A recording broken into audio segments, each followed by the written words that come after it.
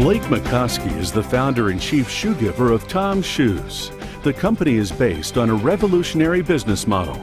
With every pair purchased, Tom's will give a pair of new shoes to a child in need, one for one. Since starting the company in 2006, Tom's has given away over 600,000 pairs of shoes to needy children. So we ended up selling through Nordstrom and some other people. That was in July. By the end of the summer, we had sold 10,000 pairs, basically, out of my apartment.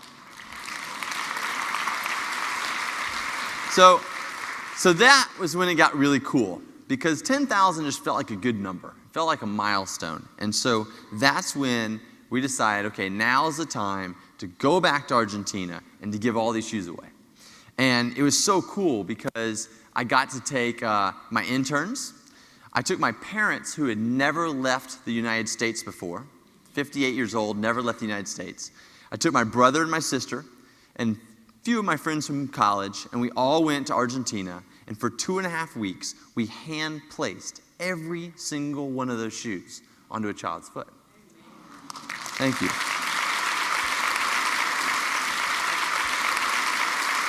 And thank you very much. And it's interesting because now I get the great opportunity to speak in front of people, and we do question and answer after. And oftentimes one of the questions that I get is, you know, Blake, when you had the idea for Tom's, did it change your life? And the truth is as romantic and noble as it would be to say yes, the true answer is no. When I had the idea for Tom's, it was just an idea. You know, I was running my other business. It was just an idea of like a what if. What if we sold these shoes? Could we continue to give these shoes? But when my life did change, and when I say change, radically change, my whole world was turned upside down, was when I went on that first shoe drop. When I saw my mom in the corner of a dilapidated school building, you know, washing off kids' feet and putting shoes on them. I mean, it was unbelievable. I'll never forget the first day. I mean, I was just bawling all day long. I mean, I couldn't stop crying every time I started to give a child a pair of shoes. And I'll never forget this one story, this one thing that happened. We did this for about 2.5 weeks. And in the second week, we were leaving this village. We had just given away about, I'd say, 1,000 pairs of shoes. And we're going back to the vans, getting ready to go to the next place. And I'm walking, I think I'm with my dad and another one of my friends this time. And we're carrying the boxes. And as we're getting ready to get in the van, this woman comes running around the corner, and she's crying. And she's got these 3 boys behind her, and they're all wearing brand new Tom's shoes.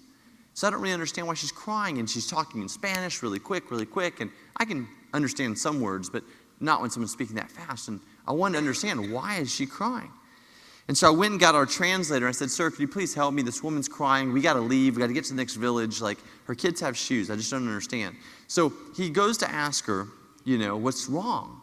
And when she explains back to him, she stops crying and she starts smiling. And as I watch his expression as he's listening, he's smiling. So even before he told me what she was saying, I knew that she wasn't crying because she was sad, but she was crying because she was happy. But what he told me blew me away.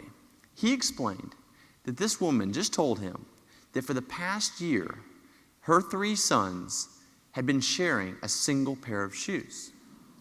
But listen to what this meant. Her oldest son would go to school on Monday. He would come home, and he would wait until Thursday before he could go back, because they only could go to school the days that they could wear the shoes. I mean, for those of you with kids, could you imagine for a second? I mean, I don't have kids yet, but I can't imagine the pain that mother felt every day as her 2 sons would watch the other son get to go to school, and they would have to sit there and do whatever they did and wait. And I mean, when I heard that story, that's when I was like, this is something worth committing my life to. You know, I mean, it was unbelievable. And I remember a story like that story and many others similar, and that happened for 3 weeks. And when I got on the plane to go back to Los Angeles, I knew my life would never be the same.